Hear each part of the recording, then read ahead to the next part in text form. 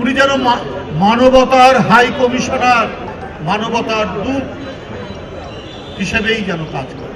আগামী পরশুদিন তার জন্মদিন।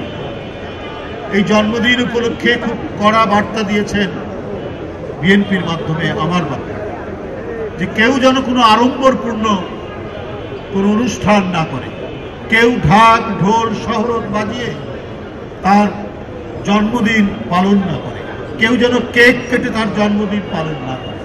এগুলো মানুষ খুব একটা পছন্দ করে না। অত দূর থেকে হলেও মানুষের যে হৃদয়ের যে লেখা, মানুষের অন্তরের মধ্যে যে গ্রন্থটি লেখা আছে, সেটি কত অসাধারণভাবে তিনি পাঠ করতে পারেন এই ঘটনার মধ্যে দিয়ে।